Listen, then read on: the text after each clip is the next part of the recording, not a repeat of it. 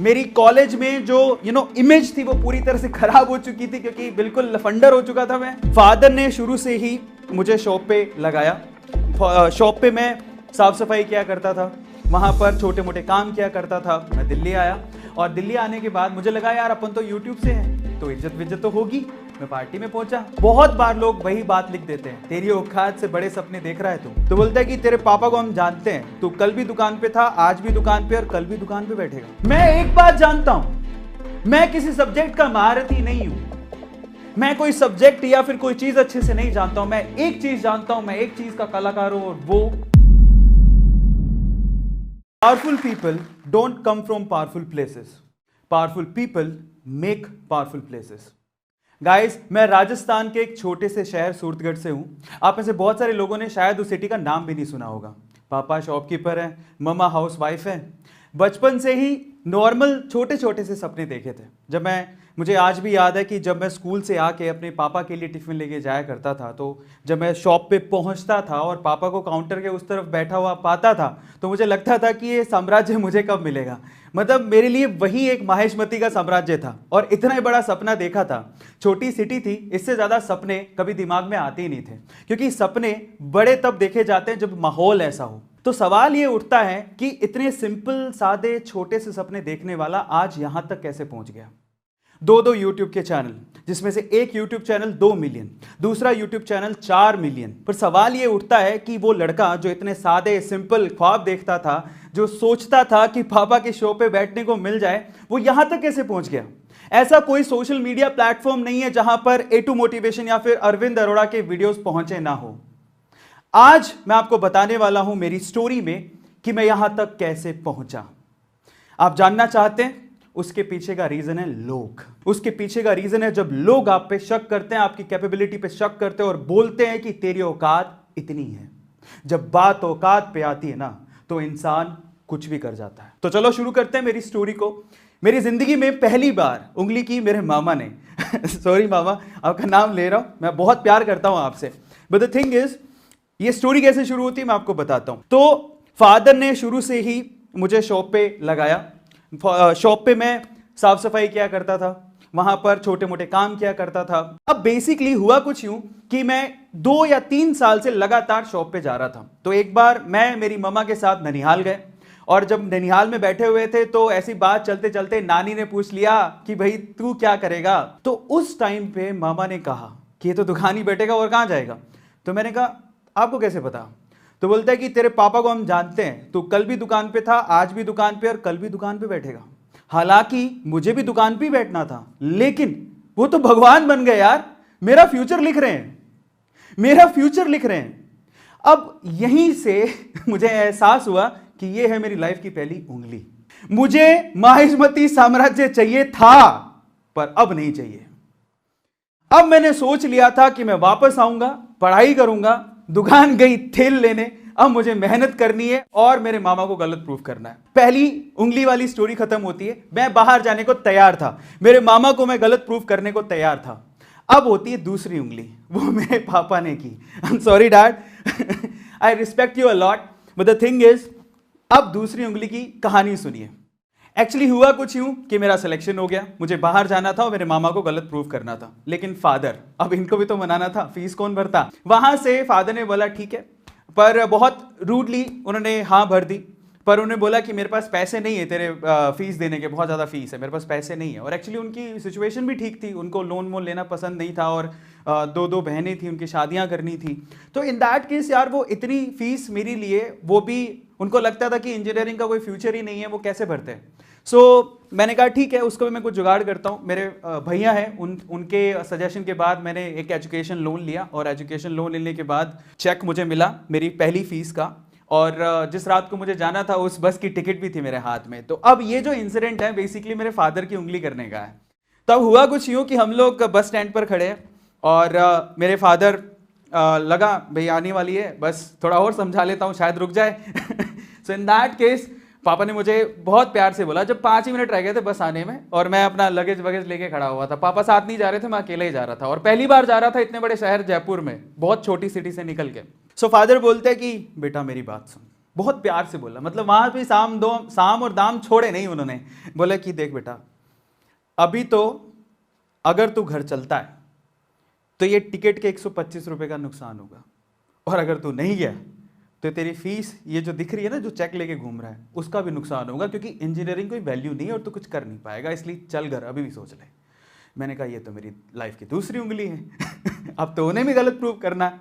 मैंने पापा को साफ साफ बोला, जिंदगी का मेरा डिसीजन है, गिरूंगा तो मैं आप पे ब्लेम नहीं करूंगा, ये मैं आपको वादा करता हूं। अब यहां से क्योंकि मुझे मेरे फादर को गलत प्रूफ करना था कि भाई वो जो बोल रहे हैं कि इंजीनियर कुछ नहीं कर सकता, इंजीनियरिंग से कुछ उखड़ता नहीं है, कुछ नहीं होता, अब यहां से मुझे आगे आने वाली जिंदगी जीनी थी। मैंने पहले साल बहुत मेहनत की, हिंदी मीडियम से पढ़ा हुआ था, लेकिन आपको पता है इंजीनियरिंग की सारी जो किताबें होती है वो इंग्लिश में होती हैं।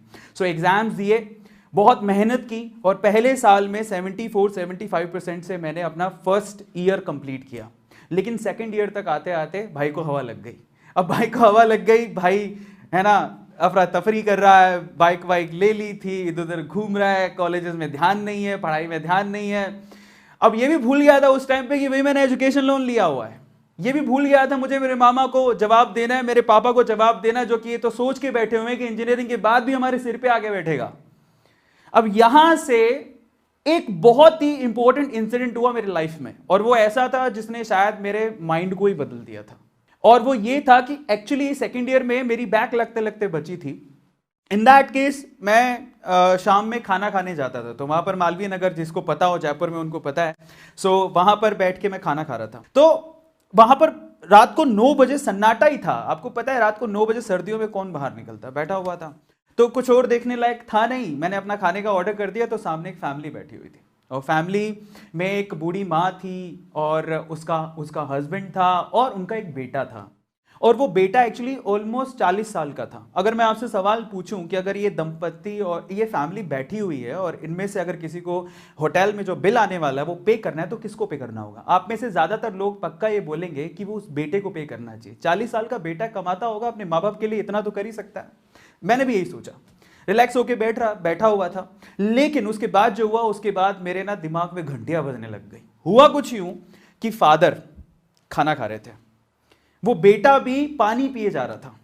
अब मुझे पता नहीं सिचुएशन क्या थी, पर वो बूढ़ी मां खड़ी हुई काउंटर पे गई, अपने ब्लाउज से पैसे निकाले और पे किए।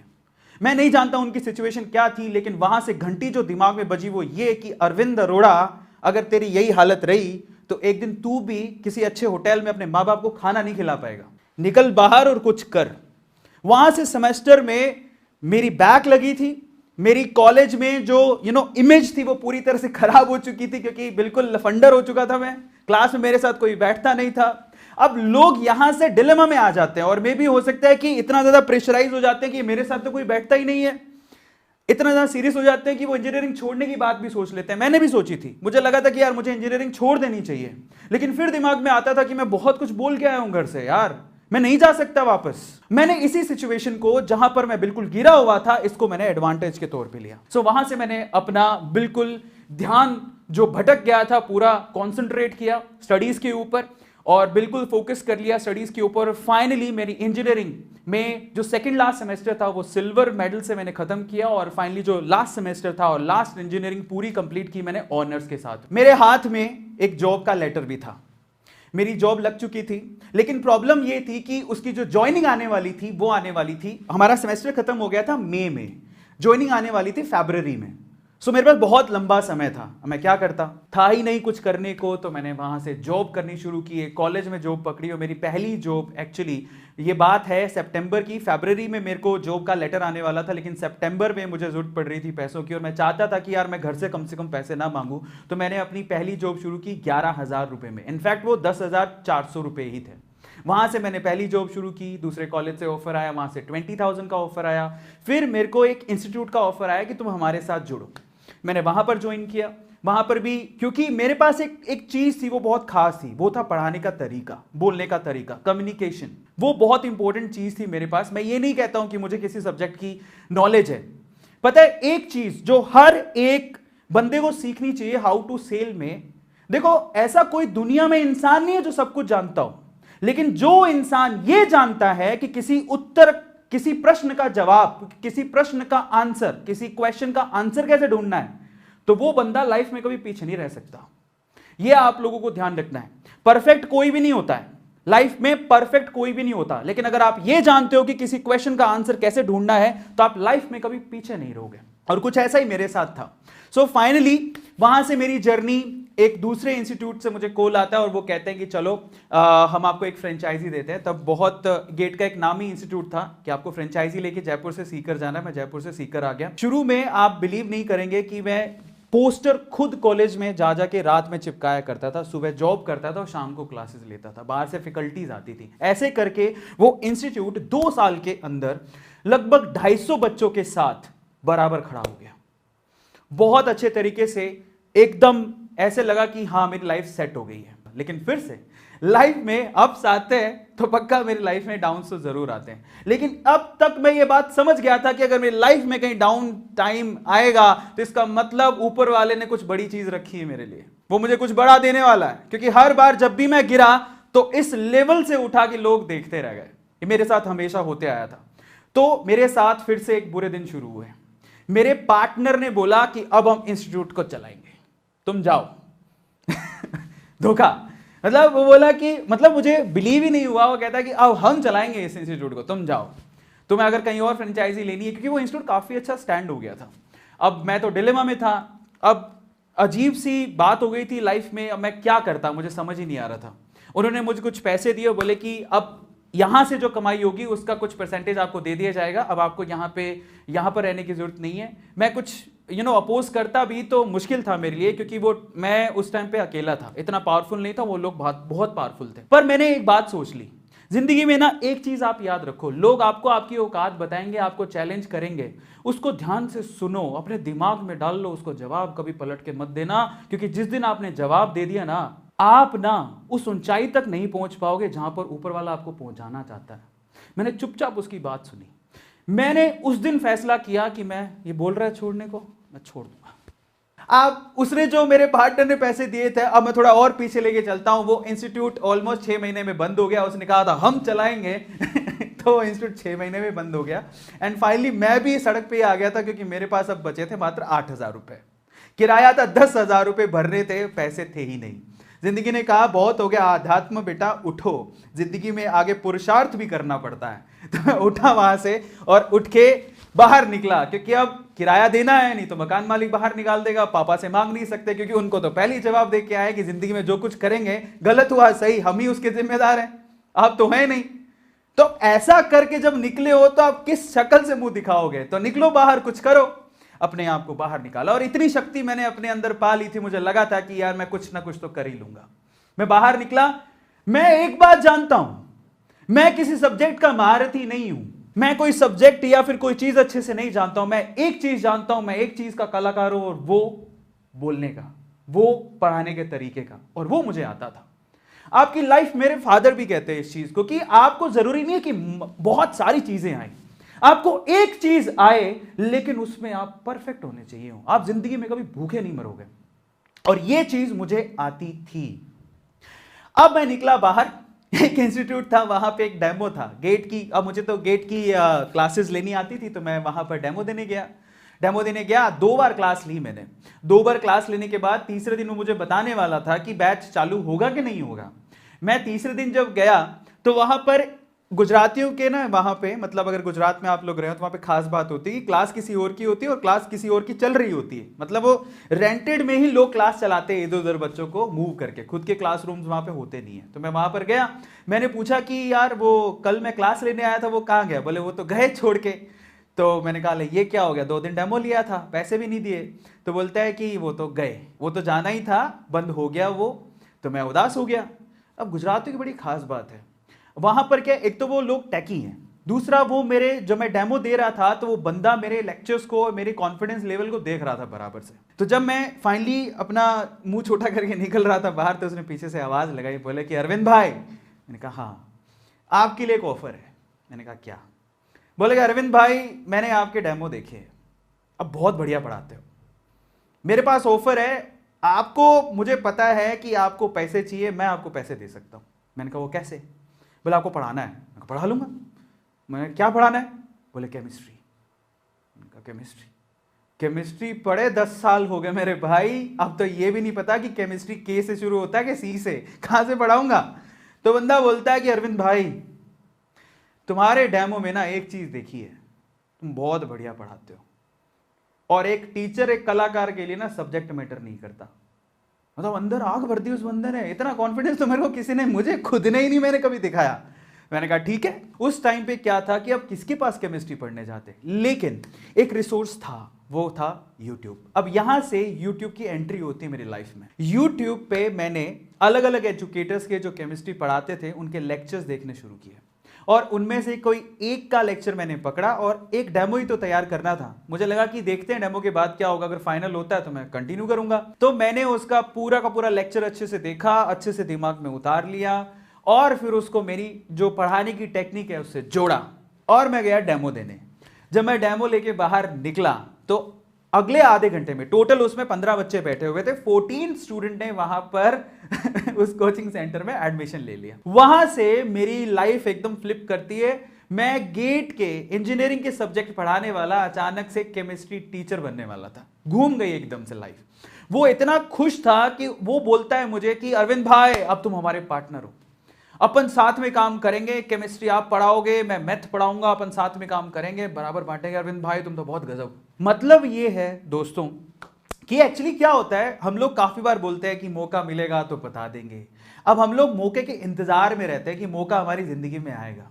मैं आपसे बोलता हूं मौके आते नहीं हैं, मौके बनाने पड़ते हैं, और मौके के टाइम पे चौका मारना पड़ता है। आप तैयार रहो। और मैं आप लोगों को आगे, मैंने जिंदगी में सिर्फ किस्मत की डेफिनेशन सुनी थी, अब किस्मत किसे बोलते हैं वो मैं आपको बताने वाला हूं थोड़ी देर में। वहां से मेरी chemistry as a teacher journey शुरू हुई। तब मैं जब पढ़ाता था तो मैंने सोचा कि यार जब मैं पढ़ाते ही हूं तो रिकॉर्ड करके क्यों ना यूट्यूब पे डाल दूं। तो मैंने जनरली यूट्यूब का एक चैनल खोला, और वहां पर मेड इजी केमिस्ट्री के नाम से चैनल खोला, और वहां पर केमिस्ट्री के वीडियोज अपलोड करने शुरू कर दिए। शुरू में कुछ खासा रिस्पॉन्स नहीं आता था, क्योंकि उस टाइम पे क्या था कि यूट्यूब का सीन कुछ ऐसा था कि वहां पर एंटरटेनमेंट के ज्यादा चैनल चलते थे, एंटरटेनमेंट के वीडियो ज्यादा देखे जाते थे, एजुकेशन के कौन देखता था, इतने नहीं देखते थे। बट मैंने कहा ठीक है, क्या फर्क पड़ता है, एक बार डालते हैं। तो धीरे धीरे करके 6-7 महीने के अंदर वहां पर कोई 3 से 4 हजार सब्सक्राइबर्स हो गए, और बेसिकली बोर्ड एग्जाम आए थे तो उसमें काफी ज्यादा वीडियोस मेरे थोड़े पॉपुलर हो गए, निकलने लग गए। सो फाइनली अब मेरी लाइफ की सबसे इंपॉर्टेंट चैलेंज आने वाला है, सबसे इंपॉर्टेंट उंगली आने वाली है, जिसने मुझे यहां तक पहुंचा दिया। वो मेरी लाइफ में एक ऐसी मूवमेंट थी जहां से मैं कंप्लीटली चेंज ही हो गया। एक्चुअली हुआ कुछ यूं था कि YouTube पे काफी अच्छा परफॉर्म कर रहा था, वहां से सिल्वर प्ले बटन जीत चुका था, अच्छा खासा केमिस्ट्री टीचर के तौर पे नाम था। तो टिकटॉक अगर आप लोगों ने सुना हो तो टिकटॉक का उस टाइम पे क्या था, सिर्फ एंटरटेनिंग वीडियोस चलती थी, तो उनको अपना एजुटॉक शुरू करना था, और इसीलिए उन्होंने बहुत सारे अलग अलग यूट्यूब के एजुकेटर्स को इन्वाइट किया एक पार्टी के अंदर, ताकि वो वहां पर टिकटॉक की जो इमेज बन गई थी, सो कॉल्ड इमेज की, वहां पर सिर्फ एंटरटेनमेंट की वीडियोस ही चलती हैं, वहां पर वो एजुकेशन को प्रमोट करने के लिए उन्होंने हमें बुलाया। मैं दिल्ली आया, और दिल्ली आने के बाद मुझे लगा यार अपन तो यूट्यूब से हैं तो इज्जत विज्जत तो होगी। मैं पार्टी में पहुंचा, कोई पूछ ही नहीं रहा। सो फाइनली वहां पर जितने ऑर्गेनाइजर्स थे उनका सबका फोकस टिकटॉक के क्रिएटर्स पे ही था, यूट्यूब वालों पे तो कुछ था ही नहीं। और एक्चुअली मैंने सोचा यार अपन यूट्यूब वाले हैं और इन्होंने स्पेशली बुलाया है एज एन एजुकेटर, शायद ही कुछ रिस्पेक्ट देंगे, कुछ रिस्पॉन्स देंगे। कुछ रिस्पॉन्स नहीं था। मैं तब घुसा एक यूट्यूबर के तौर पे टिकटॉक के अंदर, ताकि मैं टिकटॉक वालों को बता सकूं कि हम यूट्यूबर कम नहीं है। ये चैलेंज लेके मैं घुसा, और तब मैंने वहां पर शॉर्ट वीडियोस क्रिएट करने शुरू किए, और फाइनली टिकटॉक पे जब 7.2 मिलियन फॉलोअर्स मैंने बना लिए तो रातों रात खबर आती है कि भारत सरकार ने टिकटॉक को बैन कर दिया है। मैं टिकटॉक बंद होने के बावजूद भी वीडियो क्रिएट करने बंद नहीं किए। मैंने एक बात अपने आप से बोली कि आज एक दरवाजा बंद हुआ है तो कल 100 दरवाजे खुलेंगे। और ये बात की भनक हमें पहले लग गई थी कि ये लोग थोड़ी शॉर्ट वीडियो के प्लेटफॉर्म को छोड़ देंगे। अब मैं आपको बताता हूं कि किस्मत किसे कहते हैं। टिकटॉक पे काम करते हुए मैं 500 शॉर्ट वीडियोस बना चुका था, मैं तैयार था। और ये बड़े बड़े प्लेयर्स यूट्यूब, इंस्टाग्राम, फेसबुक के शॉर्ट वीडियोस के लिए प्लेटफॉर्म लॉन्च करने वाले थे। किस्मत क्या होती है पता है? किस्मत होती है, लक किसे कहते हैं मालूम है? लक क्या होता है? जब आप तैयार हो और आपके सामने अपॉर्चुनिटी भी हो। ये दोनों चीजें जब मिक्स हो जाती है तो वही किस्मत कहलाती है। और पहली बार जिंदगी में मैं अपने आप को लकी फील कर रहा था, क्योंकि मैं तैयार भी था 500 वीडियो के साथ, और मेरे सामने एक नई नई अपॉर्चुनिटी भी थी। दोनों मिली और फाइनली रातों रात मेरा YouTube का चैनल जो कि धीरे धीरे चल रहा था, जैसे ही YouTube पे शॉर्ट्स लॉन्च हुआ, वो चैनल सिर्फ 4 महीनों के अंदर 4 मिलियन सब्सक्राइबर्स क्रॉस कर चुका है। और इसे ही कहते हैं किस्मत। किस्मत, अगर आप किस्मत के भरोसे बैठे हो तो आप ये भी सोचो कि शायद किस्मत आपके भरोसे बैठी हो। डायलॉग आपने सुना होगा, किस्मत के भरोसे मत बैठो। सिर्फ ये सोचो कि आप लोग तैयार हो और आपके पास अपॉर्चुनिटी है क्या। दोनों की मिक्सिंग ही लक कहलाती है। फाइनली गाइस, मुझे चैलेंजेस देने वालों से कोई प्रॉब्लम नहीं है। अगर वो लोग नहीं होते तो शायद मैं यहां तक पहुंचता ही नहीं। और आजकल तो मैं अपने आप को ओपनली चैलेंज दे देता हूं। हालांकि मैं देखता हूं चैट में लोग क्या लिखते हैं। बहुत बार लोग वही बात लिख देते हैं, तेरी औकात से बड़े सपने देख रहा है तू। तो मैं उनको एक ही जवाब देता हूं। वो जवाब मेरा ये होता है कि मैं नहीं बदलूंगा अपने सपनों को अपनी सच्चाई से मैच कराने को। मैं बदलूंगा अपनी सच्चाई को ताकि वो मेरे सपनों से मैच कर सके। इस वीडियो के बारे में अपनी राय नीचे कमेंट सेक्शन में हमें बताएं और अपने दोस्तों के साथ ये वीडियो शेयर करना ना भूलें।